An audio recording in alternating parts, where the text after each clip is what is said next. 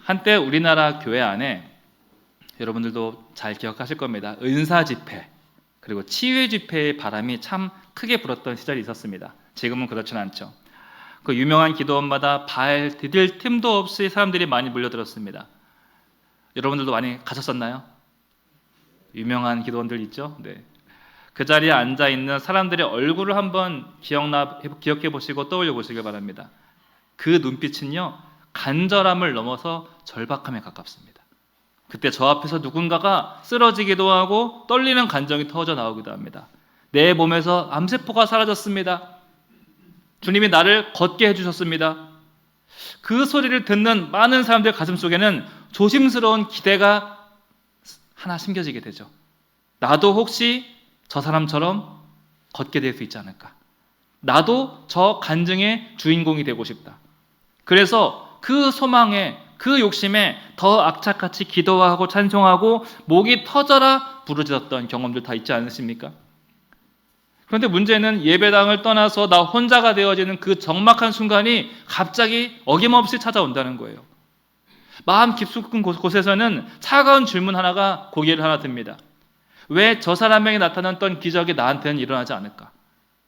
왜냐하면 나도 분명히 그 자리에 있었거든요. 나도 똑같이 하나님을 불렀습니다. 나도 저 사람 못지않게 내 인생도 내 상황도 정말로 간절한데 왜 내 현실은 그대로냐는 거예요. 여러분, 이 질문이 사실 우리 모두의 질문인 줄 압니다. 지금 이 순간에도 기대와 소망을 가득 품고 예배드리는 분들이 분명히 계십니다. 하지만 우리가 예배당을 나가는 순간 우리를 기다리는 현실은 조금도 우리에게 친절하지가 않습니다. 여전히 병원 예약 날짜는 다가오고 있고요. 조금만 약봉지의 하루를 의지하며 살아가야 됩니다. 여전히 통장 잔고는 비어져 있고 깨진 관계의 파편들이 우리의 가슴을 찌르고 있다는 거예요. 그래서 가끔은 화가 납니다. 부활절이라 기쁘게 힘차게 찬송을 불렀는데 솔직히 속상한 마음도 조금씩 스며들곤 합니다. 나는 예수님의 부활을 찬송하는데 노래하는데 왜 주님의 부활은 지금 내 삶을 일으켜 세워주지 못하냐는 거예요.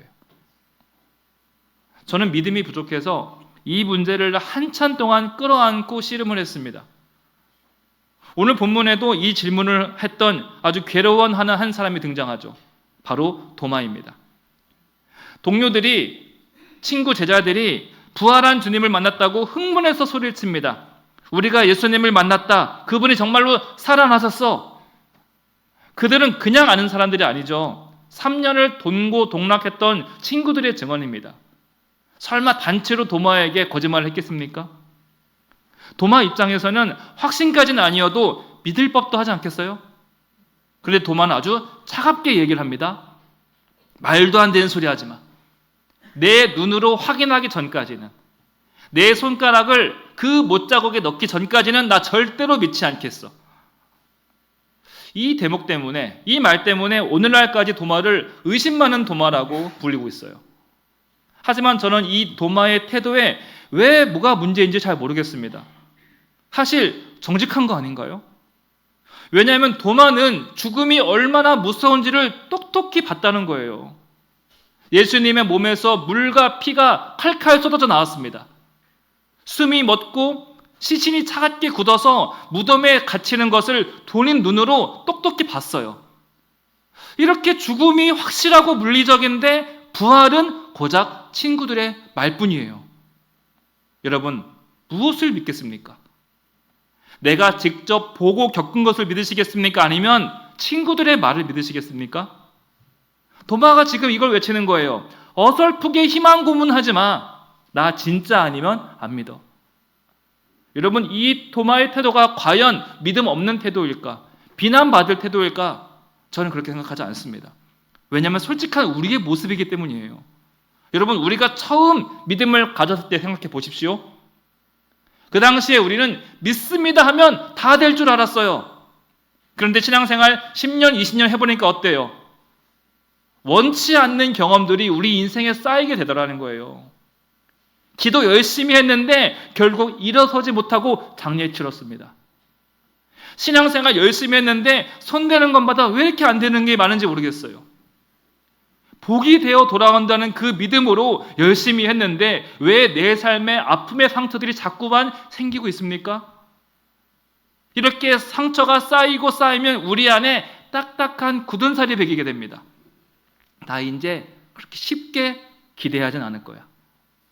이제 신앙생활을 하겠지만 그렇게 간절히 열심히 기도하진 않을 거야. 예전처럼 그렇게 열심히 하는 것은 아닌 것 같아. 여러분, 이 말의 의미가 뭐겠어요? 겉으로는 냉소적이지만 마음속에서는 여전히 이 질문이 올라오고 있는 거예요. 왜 주님의 부활이 내 인생의 현실이 되지 못할까? 왜 내가 믿는 주님의 부활이 내 인생과 연결되지 못할까? 우리는 분명 다 주님의 부활을 믿고 있습니다. 그러면 여러분, 주님의 부활이 여러분 인생에 어떤 변화를 주셨습니까? 내가 부활을 믿고 전능하신 하나님을 믿어도 여전히 내 인생에는요, 똑같은 문제로 씨름하며 살아가고 있다는 거예요. 여러분, 우리 믿음이 잘못된 게 아닙니다. 여러분들이 기도가 부족하거나 그 신앙생활이 정성이 모자란 것도 아니에요. 다만 우리가 놓치고 있는 그 하나가 이 큰 간격을 만들게 된다는 거예요. 지금 우리의 믿음과 이 내 현실 사이에 도저히 손이 닿지 않는 거대한 간격이 있다는 것을 여러분 인정하셔야 돼요. 자, 보십시오. 내 믿음이 틀린 게 아닙니다. 동시에 내 현실도 틀린 게 아니에요. 다 맞아요. 다만 이 둘 사이에 닿지 못할 거대한 간격이 있다는 거예요. 이것을 유품의 역설이라고 부르는데요. 사랑하는 사람들을 떠나보낸 사람들은 다 아실 겁니다. 여러분, 장례를 치르고 나면 제일 뭐가 힘이 들어요? 그 사람이 쓰고 있던 안경, 입던 옷, 사용하던 물건, 이 유품을 마주하는 순간이 너무나 힘이 듭니다. 왜 그럴까요? 그 물건은 여전히 생생하게 내 앞에 있는데 그 사람이 없거든요. 이 간격이 도무지 좁혀지지가 않는 거예요. 그 사람이 사용하던 물건은 내 눈앞에 여전히 있고 내 손에 만져진다는 실제감이 분명한데 그 사람의 부재가 너무나 고통스러울 수밖에 없는 거예요. 자, 다시 도마로 가보겠습니다. 십자가와 그 딱딱한 못은 예수님의 유품입니다. 그리고 피 묻은 십자가 형틀, 못을 때리는 차가운 그 방치 소리, 그날의 모든 감각이 도마의 머릿속에 문신처럼 새겨져 있어요. 이렇게 예수님의 죽음이 실제적이고 차갑게 만져지는데 동료들이 와서 한다는 소리가 죽은 예수님이 다시 살아나셨대요. 이게 얼마나 뜬구름 잡는 소리냐는 거예요. 여러분, 도마가 믿음이 없습니까? 지금 의심하는 게 아니에요. 도마는 지금 내 눈으로 본 사실을 말하는 것입니다. 정말로 부활하셨다면 저 죽음의 증거를 이길 수 있는 부활의 증거를 가지고 올 것이지 왜 말뿐이냐는 거예요. 지금 내 눈앞에 절망은 이렇게 확실한데 너희들이 말하는 부활은 왜 고이작 보이지도 않는 말뿐이냐? 이렇게 차가운 현실과 막연한 소망, 이 차이를 어떻게 해결할 수 있겠냐는 것이죠. 여러분, 이 모습이 우리 신앙생활과 정말 똑같다는 거예요. 여러분, 부활을 믿으십니까? 그런데 부활은 사실인데 왜 우리는 부활 앞에서 이토록 무기력하게 살아가야 되냐는 거예요. 그 이유는요, 우리가 먼저 솔직해지셔야 됩니다. 솔직히 말해서 우리가 부활의 주님께 진짜 원하는 것이 무엇입니까? 죽었던 내 통장 잔고가 다시 살아나는 거 아니겠어요? 무너진 내 건강이 다시 회복되는 거 아닙니까? 우리는 그런 형통이라는 수필을 들고 하나님 앞에 나아가는 거예요. 주님께서 부활하셨으니 내 인생도 이렇게 화끈하게 부활시켜 주세요. 자, 여기 내가 액수를 정했습니다. 내가 정한 기도 제목이 여기 있습니다. 주님은 사인만 해주시면 됩니다. 근데 주님이 좀처럼 사인을 잘 안 해주세요. 이렇게 승인 안 된 수표가 내 지갑에 쌓이고 쌓이다 보니까 내 마음에 굳은 살이 생기는 거예요. 부활 좋지. 근데 그 부활이 내 빚을 갚아주나? 부활이 나를 밥 먹여주나? 그래서 도마처럼 외치는 거예요. 내가 손가락 넣어보기 전까지는 그 수표 안 받아. 말뿐인 부활 믿지 않겠다는 것입니다. 여러분, 도마가 지금 억지 부리는 거 아니죠? 정직한 거예요. 솔직한 겁니다. 정말로 부활하셨다면 그 지독한 죽음의 증거를 이길 수 있는 부활의 증거를 내놓으라는 것이죠. 이래서 부활이 참 어렵습니다. 사람들이 예수님을 교회를 잘 다니고 믿으려 하다가도 항상 부활을 넘어가지 못해요. 교회에서 가장 중요한 것이 부활이라고 말은 하지만 실제로 일어난 부활과 내 삶의 간격이 줄어들지 않으니까 너무나 남 이야기 같은 거예요. 그래서 부활 설교가 제일 힘이 듭니다. 저는 이 간격을 이렇게 설명하고 싶은데요. 여러분 한번 장면을 떠올려 보시기 바랍니다. 전쟁에서 승리로 이겼습니다. 승리로 끝났습니다. 본국에서는 이미 승리의 축제가 벌어지고 있습니다. 그런데 저 깊은 산 속에서 동굴에 숨어있는 병사는요, 그 소식을 아직 못 들은 거예요. 전화도 없고 핸드폰도 없는 그런 시절이다 보니까 그들은 여전히 총을 꽉 쥔 채로 밤을 잠도 못 자고 보초를 서고 있습니다. 바스락 소리만 나도 심장이 터져 날 것 같습니다. 적이 뛰쳐나올까 봐. 여러분 보십시오. 전쟁은 실제로 끝났는데, 심지어 이겼는데 동굴 안에 있는 사람들은 여전히 전쟁 중인 거예요. 왜 그렇습니까? 그 승리의 소식이 아직 동굴 안까지 들어오지 않았기 때문이라는 거예요. 승리했지만 그 소식이 아직 내 삶에, 내 현실에 연결이 안 된 거예요. 부활했지만 내 삶에 연결되어지지 않는 상태가 바로 이 상태라는 거예요. 딱 이 모습이 우리의 신앙이라는 것이죠. 하늘에서는 이미 승전고가 울리고 있어요. 깃발이 펄럭이고 있는데 여전히 우리는 절망이라는 동굴에 갇혀서 총을 놓지 못하고 있는 거예요. 제가 여러분 대신 말해볼까요?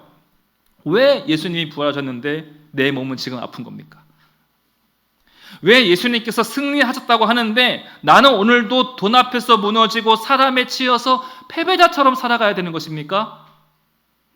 여러분, 이것이 부활은 반드시 이래야만 해 라는 우리의 착각이라는 거예요. 여러분, 부활은 내 소원을 들어주는 마술지팡이가 아닙니다. 부활은 내 인생의 문제를 지우개처럼 지워주는 요술이 아니에요. 부활은 전쟁에서 이겼다는 선언이고 선포입니다. 여러분, 여기부터 개념 잘 잡으셔야 됩니다. 지금부터 중요합니다. 여러분, 전쟁에서 승리했다고 해서 그 땅에 남아있는 지뢰들이 다 없어지나요? 여전히 땅에는 지뢰가 매실되어 있어요. 우리나라가 이겼지만 그 땅에 우리나라 병사들은요, 여전히 땅에 있는 지뢰들을 어떻게 해야 돼요? 조심하며 살아가야 되는 거예요. 하지만 결정적인 차이가 있죠. 이제부터 그 지뢰는 나를 죽이기 위한 지뢰가 아니라 어떤 지뢰예요? 내가 피해야 될 대상으로서의 지뢰죠. 내가 제거해야 될 대상으로서의 지뢰가 된다는 거예요. 다시 말해서 그 고난은, 내 인생에 찾아온 고난은 지나가는 바람에 불과하다는 것입니다. 여러분, 부활 이후의 고난이 뭐예요? 지나가는 바람입니다. 승리가 확전된 상태에서 잠시 겪게 되어지는 지나가는 파도에 불과하다는 거예요. 따라서 여러분, 이거 기억하셔야 됩니다. 부활 이후에 고난이 내 인생을 위협할 수 있어도 너를 죽일 수는 없다. 고난이 우리를 잠깐 넘어뜨릴 수 있지만 결코 우리를 망가뜨릴 수는 없다. 여러분, 이것이 부활입니다. 다시 말씀드립니다. 부활이란요, 지금 내가 큰 아픔과 큰 고통을 겪고 있을지라도 그 아픔이 나를 파괴할 권세가 완전히 파괴되었다. 여러분, 대체 예수님께서 어떤 승리를 거두셨길래 이런 놀라운 권세를 우리가 얻게 되었습니까? 이제부터가 우리가 알고 있는 부활 이야기죠. 죽음이 예수님을 삼켰는데 예수님이 그 죽음을 뚫고 나오신 거예요. 가장 독한 독을 마셨는데 예수님의 생명이 그 독을 이겼습니다. 그리고 무엇보다 중요한 것은 그 생명이 우리와 함께 하신다. 여러분, 이것이 부활 신앙인 거예요. 그래서 부활 신앙을 아는 사람은요, 인생을 사는 태도가, 해석이 바뀌게 된 것이죠. 내 몸에 암이 왔어요. 암이 나를 괴롭힐 수 있어도 나를 영원히 죽일 수는 없다. 실패가 나를 잠시 주저앉힐 수는 있어도 내 인생 이대로 끝나는 것이 아니다. 왜 그렇습니까? 내 인생의 마침표는 오로지 하나님만이 찍을 수 있는 분이시기 때문에. 믿으십니까? 우리가 여기서 하나 더 해결해야 됩니다. 여러분, 이제 부활이라는 개념을 우리가 알게 되었습니다. 근데 여전히 부활과 차가운 내 현실의 그 간격은 좁혀지지 않은 상태죠. 우리가 여기까지 해결해야지 부활을 제대로 이해하는 거예요. 자, 무슨 말이냐면요. 어떻게 하면 우리가 이 현실에서 부활의 은혜를 맛볼 수 있을까? 우리가 이게 중요하잖아요. 이게 제일 중요한 거 아니겠습니까? 우리가 악착같이 믿고 뼈를 깎는 노력을 한다고 해서 그 간격이 좁혀지는가? 그렇지 않다는 거예요. 영화를 보면요. 우주에서 초월적인 힘을 가진 악당들이 지구를 침공합니다. 그 악당들은 하늘을 날아다니고 자동차도 손으로 집어던지고 눈에서 레이저도 나와요. 지구인들로서는 맞설 방법이 없는 겁니다. 그때 누가 등장하나요? 쫄쫄이 옷을 입고 목에다가 빨간 보자기를 매달고 있는 슈퍼맨이 등장하죠. 그때부터 전세가 역정나기 시작합니다. 여러분, 오늘 본문이 딱 그 장면인 거예요. 지금 제자들은요, 공포라는 감옥에 gat혀 있습니다. 문 꽁꽁 걸어 잠그고 숨소리조차 죽이고 있습니다. 그때 26절 말씀, 우리 26절 함께 보겠습니다. 시작. 여드레를 지나서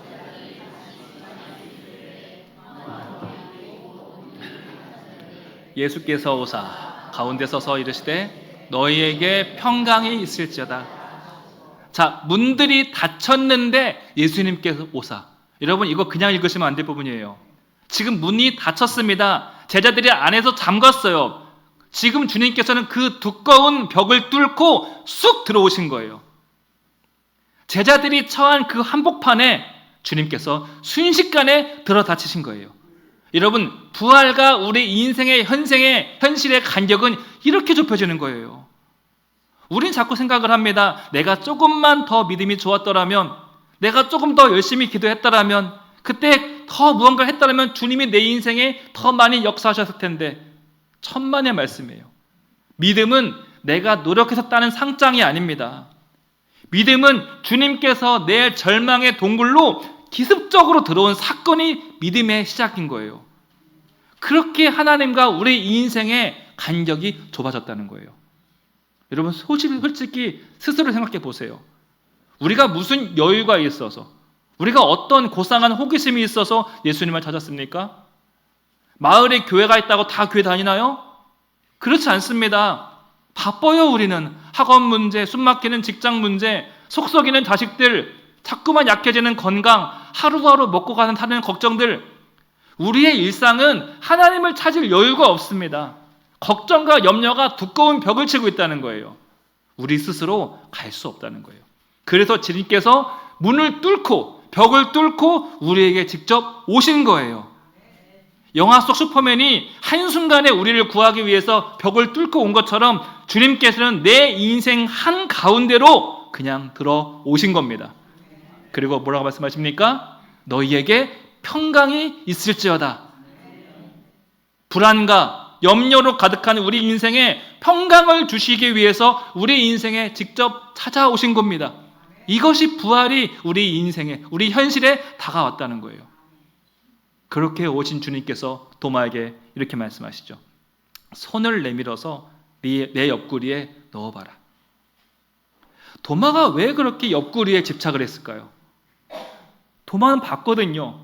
그 자리는 창에 찔려서 폐와 심장이 동시에 찔린 자리입니다. 물이 먼저 쏟아져 나왔고요. 심장에서 피가 터져 나왔습니다. 가장 확실한 죽음의 증거를 도마가 봤어요. 도마는 그 옆구리를 주목할 수밖에 없습니다. 근데 주님께서 그 옆구리에 가지고 도마 곁에 서셨다는 것이죠. 봐라 도마야, 죽음이 나를 찔렀지만 나는 여전히 살아있다.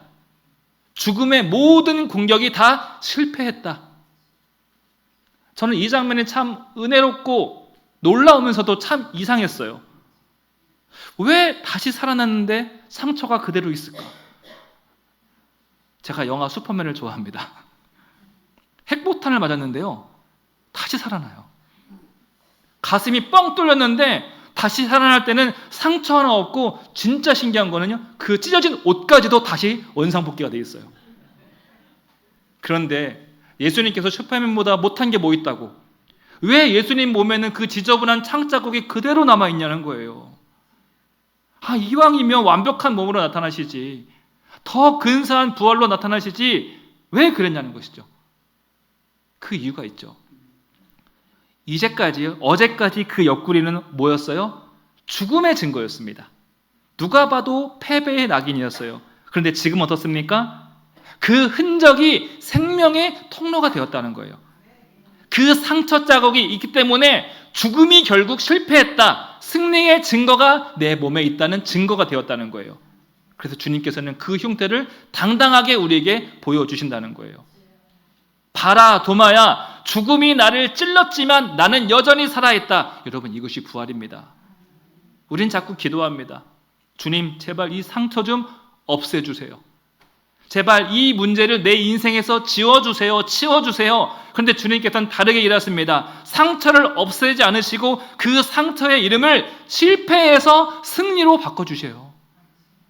나를 무너뜨린 그 자리를 내가 살아난 자리로 바꿔주시고요, 나를 넘어뜨린 그 사람을 나를 방해하는 사람이 아니라 내 인생의 디딤대로 바꿔주신다는 거예요.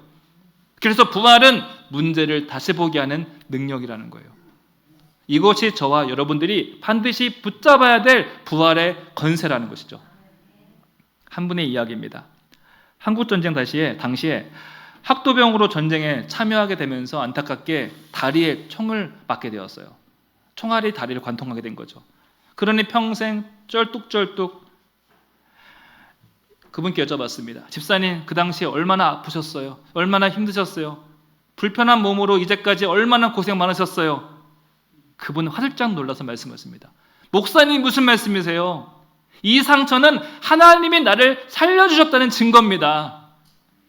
이건 내 고생의 상처가 아니라 내가 살아남은 증거예요. 여러분, 이것이 바로 부활의 권세라는 것입니다.